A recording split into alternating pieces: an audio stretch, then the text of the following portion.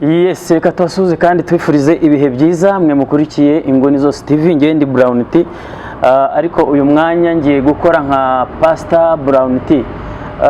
Hari abari banze ku izina rya Pastor Chari cyangwa se bizavaho, umuntu agenda ahindura amazina bitewe n'ibyo arimo aragenda akora cyangwa se n'ibyo agenda akoramo.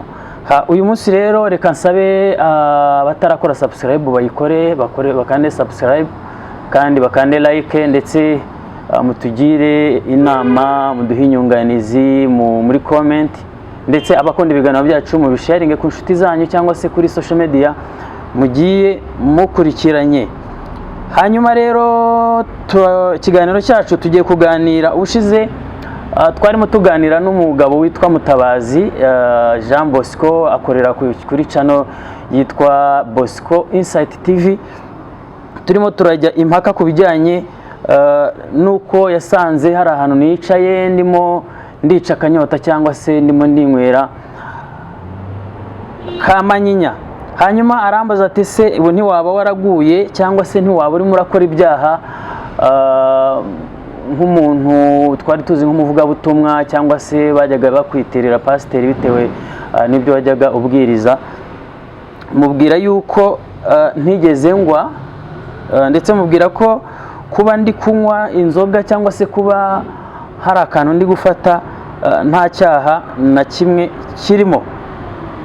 Hanyuma rero arangije angisha impaka, arambwira ati tubwire ukuntu kunywa inzoga atari icyaha kandi amadini amwe n'amwe agenda abibuza, cyangwa se amadini amwe n'amwe agenda abyigisha ko kunywa inzoga ari icyaha, ndetse n'abanywa inzoga batazabona ijuru cyangwa se batazajya mu ijuru.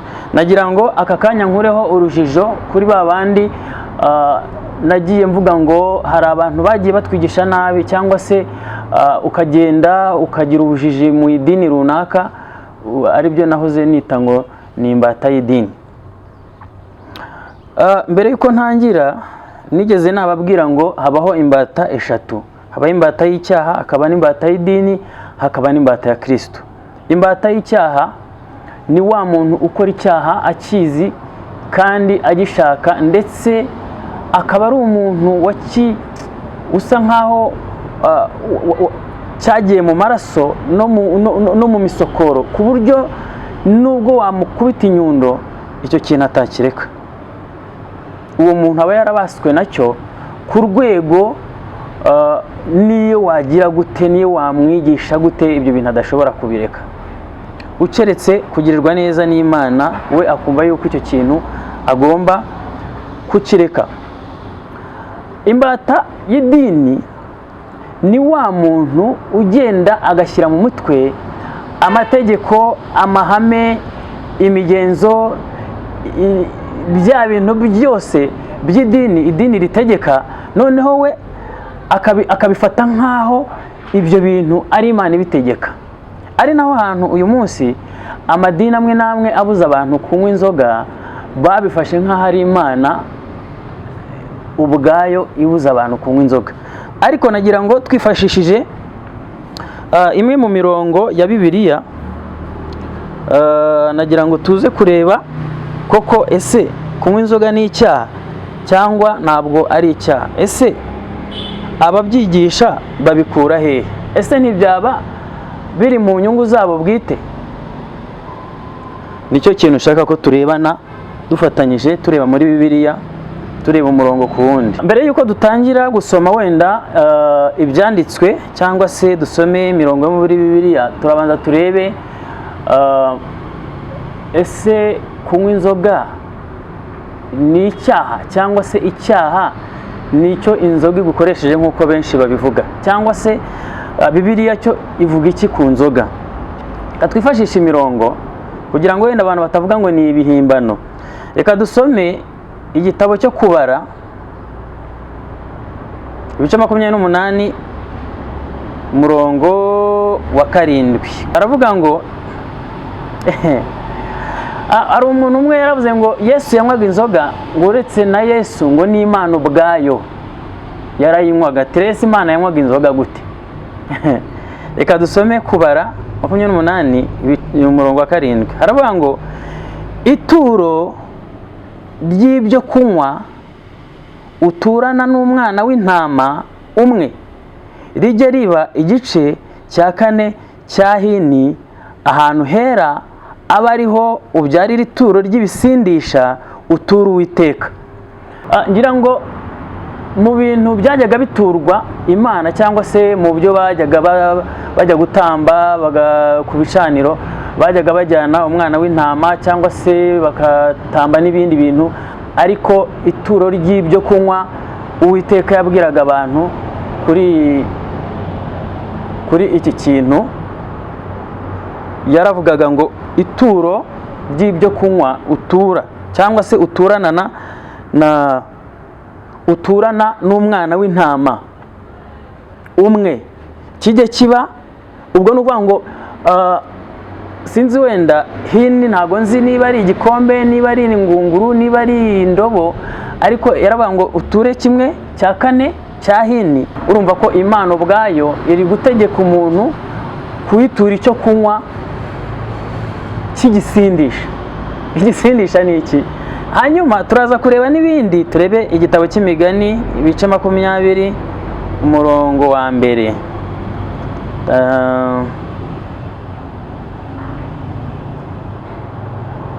Ibice 20 umurongo wa mbere haravuga ngo iki? Hari umurongo abantu benshi bajya bakunda guciriraho abantu imanza. Haravuga ngo vino ni umukobanyi, inzoga zirakubaganisha, kandi ushukwa nabyo ntagira ubwenge. Ushukwa nabyo, ntabwo bavuga ngo ushukwa nazo, ahubwo ushukwa nabyo. Ibyo bavuga ni ibiki? Ni kwa kundi unywa inzoga ukanywa overdose, cyangwa se ukagera ku rwego usinda, noneho ugakora ibintu bitakwiye gukorwa muri sosiyete, harimo wenda ibyaha, harimo imico mibi, harimo ingeso mbi, harimo n'ibibangamiye sosiyete cyangwa se n'amategeko ya leta. Ibyo ngibyo ushutswe nabyo ntagira ubwenge. Ariko se udashutswe nabyo se? Uyu murongo ngire ngo niwo abantu benshi baba nabwira ngo nabimbata z'idini, bo hari ibyo kurya babujijwe, hari ibyo kunywa babujijwe, ariko nyamara ntabwo ari uko ari Imana yibabujije, ahubwo amategeko y'abantu ameze nk'andi y'abafarisayo niyo yagize gutya akabazirika, kubera yuko abo bantu bafite inyungu muri ibyo bintu. Akenshi hari umuntu ukubuza ikintu kuko abifitemo inyungu. Ntabwo nzi ko ariyo nyungu cyangwa se nzi ko ariyo target, ariko ubundi hari umuntu wigeze kudusobanura atubwira ngo impamvu amadini amwe abuza abantu kunywa inzoga ndetse akabishyiraho n'itegeko akabikaza cyane. Umuntu winywera akantu ashobora kuba afite amafaranga 2,000, akaba yifitiye inyota, akavuga ati reka nigurire mitsingi ninywere. Ariko umuntu akubuza kunywa mitsingi kugira ngo wowe uze uyature mu rusengero, kandi iyo umaze kuyatura mu rusengero, ninde uyarya, ninde uyatwara, ninde uyakoresha? Ntabwo ari wa wundi wakubujije kunywa inzoga. Reka twikomereze, reka twisomere Matayo. Wenda narimvuze ngo Yesu nawe yanyweye inzoga cyangwa yanywaga inzoga. Hari abantu bahita bavuga ati ariko nawe uri umunyabyaha, urimo urakabya. Ntabwo ndi gukabya, kuko ukuntu ukuri kw'ijambo ry'Imana, kandi Bibiliya yaranditse ngo baravuze ngo Bibiliya ni igitabo cyahumetswe n'Imana ngo kigira umumaro wo kutwigisha. Ariko ikibazo, aba bantu ndi kububwira b'abanyedini bamwe batubuza ibyo kurya no kunywa, bo babitubuza bafite inyungu, ariko ntabwo Imana yigeze ibitubuza. None se Imana yakubuza kunywa inzoga kandi ubwo irimo irategeka ngo tuyiture ibisindisha? Ubwo ni mu isezerano rya kera, reka tujye no muri shyashya. Matayo ibice 11 umurongo wa 16 kugeza kuri 19. Matayo, tujye mu isezerano rishya. Tavuga ngo ibyo byari ibya kera, ngo byari ibyo ngo mu gihe ngo cya kera, reka tujye mu isezerano rishya. naho turabisangamo. Matayo, tugendane rwose namwe mufate amabibiriya, utaza kugira ngo ni Bibiliya nihimbiye cyangwa se n'ibyo nihimbiye. Matayo 11,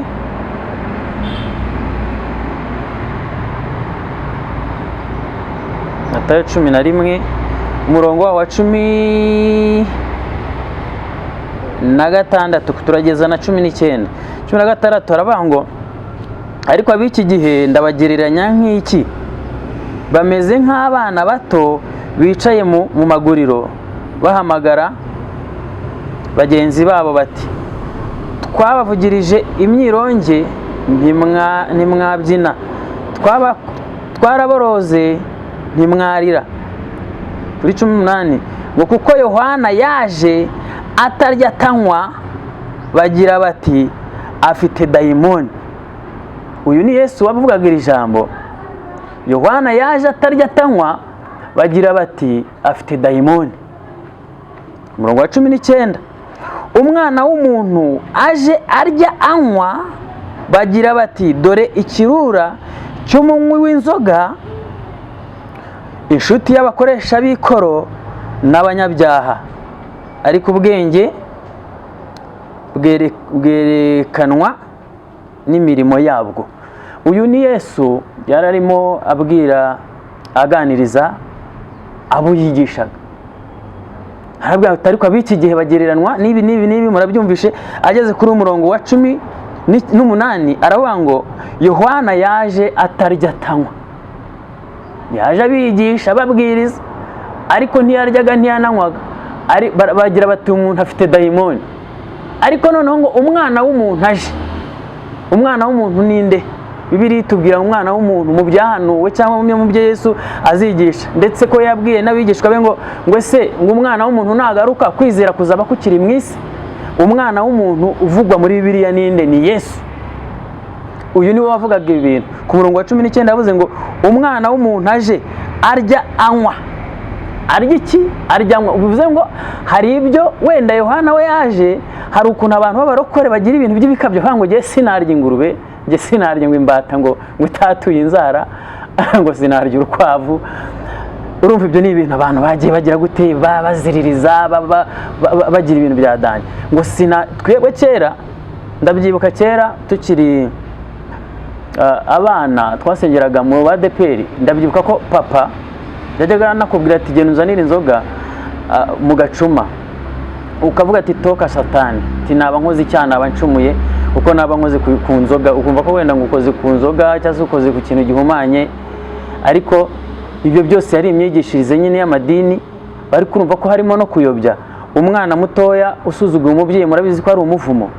Ariko umubyeyi arakubwira ati genda unzanire igicuma hariya, cyangwa se genda unzanire icupa hariya rya Primus, kubera ko wigishije umwana ko ngo gukora ku nzoga ngo ari ugucumura, ari ugukora ibyaha, ngo ni ugukora ku gihumanya. Ariko nyamara ibyo bintu ni imyigishirize mibi y'abanyedini cyangwa y'amadini. Ntabwo ibyo bintu Imana yigeze ibibuza abantu. Reka dukomeze twisomera ibyanditswe. Tumaze gusoma Matayo 11 16 na 19, reka twisomere Mariko 14 umurongo waho wa 25. Mariko 14:25 tugende dusome twumve. Ndababwira ukuri yuko ntazongera kunywa ku mbuto z'imizabibu kugeza umunsi nzasangira namwe vino nshya mu bwami bw'Imana. Bibiliya ivuze vino ibivuze iki? Bivuze inzoga. Icyo Bibiliya ivuga hano, cyangwa se icyo dukwiye kumenya, nuko inzoga Imana irayemera 100%. Inzoga Yesu arayemera 100%. Ariko iyo tugiye gusoma nko mu Bagalatiya ibice 5 ngire ngo umurongo wa 19 havuga imirimo ya kamere. Dore imirimo ya kamere iragaragara nk'iyi n'iki, ivugamo ubusinzi. Ntabwo Imana yemera ubusinzi, kubera ko iyo wasinze utubwenge ugakora ibyangwa n'amaso yayo ugakora amakosa. Ibyo rero nibyo Bibiliya ivuga ngo vino ni umukoba nyirakubaganisha, ushutswe nabyo ntagira ubwenge. bivuze ngo rero bitewe n'imirongo tugiye dusoma, inzoga ziremewe n'Imana irazemera, ariko ikitemera nuko umuntu asinda. Gusinda ni icyaha, ariko ntabwo kunywa inzoga ari icyaha. Reka twisomera ahandi. Ni vino, ngo ntaranywa vino tutarasangira vino nshya mu bwami bw'Imana. Bivuze ngo hari vino Yesu yateganyije muri kwa kudutegurira amazu, hari na vino ari azategura tuzasangira nawe ku meza mu bwami bw'Imana, abazagira amahirwe yo kugerayo. Itangiriro 14, Itangiriro 14, Itangiriro 14 umurongo wa 18. Itangiriro 14 umurongo wa 18 dusome twumve. Haravuga ngo kandi Melikisedeki umwami w'i Salemu azana imitsima na vino. Umwami Melikisedeki umwami w'i Salemu azana imitsima, sibyo, na vino. Yari umutambyi w'Imana isumba byose. Uyu Melikisedeki umwami w'i Salemu yari umutambyi w'Imana isumba byose. Yatambiraga Imana ibitambo. Hanyuma biritubwiye ngo umwami Melikisedeki umwami w'i Salemu yenda imitsima na vino. Yafashe imitsima na vino abijyana he? Yafashe umutsima cyangwa se umugati na vino abijyana hehe? Yaragiye kubikira gute? Kubitamba cyangwa se kubitura Uwiteka. Hanyuma ahantu Imana itemera vino ni hehe? Reka wenda dusoreza ahangaha muri Matayo, ngire ngo muri Matayo 11 umurongo wa 16 na 19 yavugaga ngo Yohana yaje atarya atanywa. Abantu baravuga ngo ni bafite dayimoni, ngo ariko umwana w'umuntu aje azarya anywa ananywa. Barangije baravuga ngo dore ngo ikirura cy'umunywi w'inzoga, inshuti y'abakoresha b'ikoro n'abanyabyaha. Yesu yaje arya ananywa, aza ari inshuti y'abakoresha b'ikoro, aza ari inshuti y'abanyabyaha. Murabizi hari aho yagiye abonana n'abantu, aho yagiye akarara kwa Zakayo. Zakayo yari umukoresha w'ikoro, yari umunyabyaha. Murabizi ko hari aho yagiye akaba ari maraya, yaje ikamwikubita imbere imuhanaguza imisatsi ye. Murabizi ko hari aho baje biruka bazanye indaya bavuga ati uyu muntu ni umusambanyi, bakabaza imbere ye akavuga ati nawe akanamukoraho. Abantu bagatangira kuvuga ngo guse ngo nawe ngo arakora ku munyabyaha. Bya bindi abantu bajyaga baziririza, ariko Yesu we ntiyabiziririje. None se uhakana ute ko Yesu atanywaga inzoga, atanywaga vino? None avuga ngo none yarabati ndabarahiye sinzongera kunywa ku mbuto z'umuzabibu. Ubundi se ibyo yanywaga ku mbuto z'umuzabibu ni ibiki? Ngo ntaricarana namwe ngo tunywane vino nshya mu bwami bw'Imana. So twanzura, ntago vino cyangwa se ntago kunywa inzoga ari icyaha. Niba bajyaga banagucira urubanza ntiwumve ko hari urubanza ufitanye n'Imana, cyangwa se wowe niba wajya gucira umuntu urubanza ngo nywe inzoga, niba wowe utazishoboye zireke, ariko niba hari abazishoboye bareke binywere. Ariko umuntu nageraho anywa zikamurusha ubwenge cyangwa se zikamukubaganisha agata ubwenge, uwo nguwo akaba ubusinzi, uwo niwe ufitanye urubanza n'Imana. Kandi nawe nta mpamvu yo kumucira Uwiteka, kuko nazaba ari kuburana ibye, ntago muzaba muri kumwe nawe, uzaba uri kuburana ibyawe. Nagira ngo nshyireho umucyo ku kintu kijyanye n'inzoga n'abanywa inzoga n'abacirana imanza. Iki kiganiro ugende ucyumva no muri iyo mirongo, ugende ufata Bibiliya, ugende uyisoma nawe, umwuka w'Imana gusobanurira.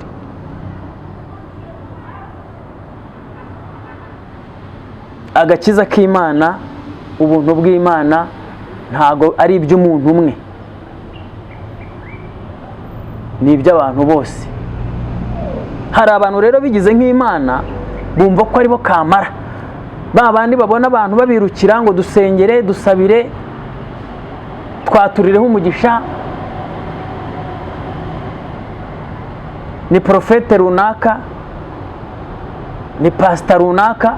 Abo rero nibo bantu bigize nk'utumana ngo ni abatambyi. Mutamba ibiki? Mutambira abandi?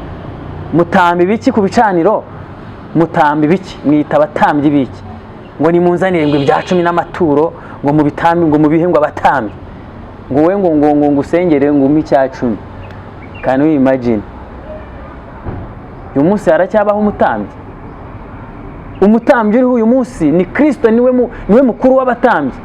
Kandi noneho natwe yaduhaye, buri muntu wese yamuhaye ububasha bwo kumutambyi. Biraba ngo turi abami n'abatambyi. Abamwemeye bose bakizera izina rye, yabahaye kuba abana b'Imana. Nese wowe urumva utari umutambyi? None uri aragushuka ngo njyewe ndi umutambyi mpi cya 10. Nanjye navuga ngo nanjye kimpe kuko nanjye ndi umutambyi. Reka ibi tubireke tube tuhagarikiye aha, ibyacu nakagaruka. Ariko uzashaka ko tuganira cyangwa se uzashaka nawe kuza gutanga ikiganiro, azaze muha umwanya agira ibyo atubwira wenda birenze kuri ibi ngibi. Atubwira uburyo kunywa inzoga ari icyaha, atuzanira indi Bibiliya cyangwa se dukoresha Bibiliya nkoresheje, agire gute, atwerekaho ibundi Imana yanga inzoga, atubwireho Imana yibuza abantu kunywa inzoga, atwerekaho Yesu abuza abantu kunywa inzoga kandi nawe yarayinywaga. Barimo banywa, bamwe aravuga ni divayi, abandi bavuga ngo ni vino, abandi bavuga ngo ni vin. Byose ni vino. Hari abavuga ngo umuvinyo, nibyo byose ni bimwe. Nimvuga umuvinyo nkavuga vin, nkavuga divayi, nkavuga vino, nkavuga inzoga, c'est la même chose, it's the same, ni bimwe. Ariko abashaka kuyobya abandi barababwira ngo hoya, ngo buriya ngo divayi ngo ni kakandi ngo kagatobe, ngo cyangwa iki. Hari nabo numvishe bita ngo bushera ngo ni divayi, ikigage bakita nyine ngo nacyo ngo ni igisindisha, ni inzoga. Yego nibyo, ikigage kiri mu bwoko bw'inzoga. Ugasanga ibyo wita ubushera urabinywa bikagusindisha kuruta uko wakwinywera ikigage cy'uwo munsi.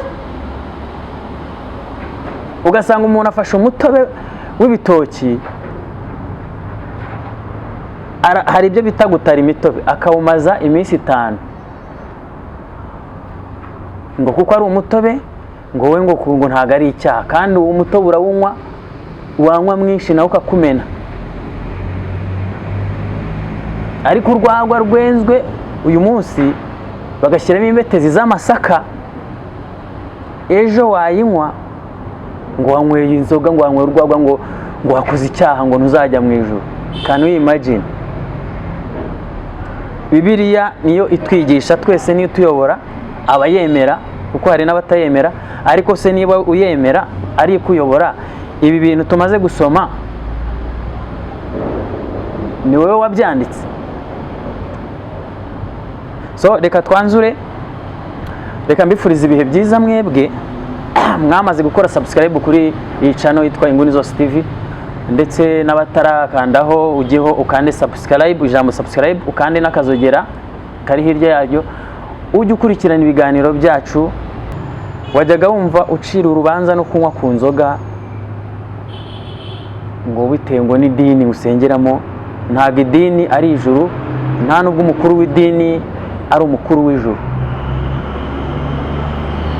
Aha tubishyireho ukuri, tubishyireho umucyo. Idini niba ari kubuza ikintu, banza urebe ese Imana irakikubuza. Ese ubundi kuki Yesu avuga itorero, kuki atavuga idini? Avuga itorero. Itorero ntabwo ari urusengero rusengeramo. Itorero ni ensemble y'abakristo cyangwa se abantu bamaze komatana na Kristo. Abo nibo Yesu yavuze ngo zaza gutwara itorero, ntago azaza ngo aterure urusengero, azaza gutwara imitima y'abamwizeye, abamwemera bakamwizera. Abo nibo bonyine bazabona ubugingo.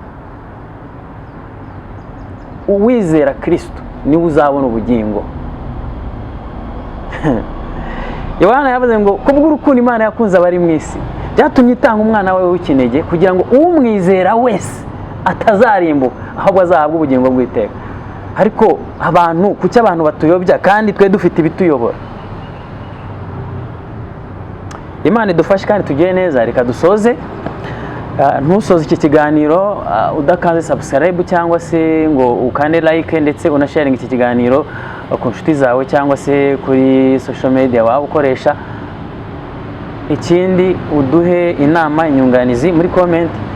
Tuzagaruka ubutaha twamaze kumenya icyo watubwiye tuzakora, cyangwa se niba nawe hari igitekerezo ufite cyangwa se hari ibyo wageza ku banyarwanda cyangwa se ku bantu muri rusange, isi yose muri rusange, ni karibu. Imana iduhane umugisha.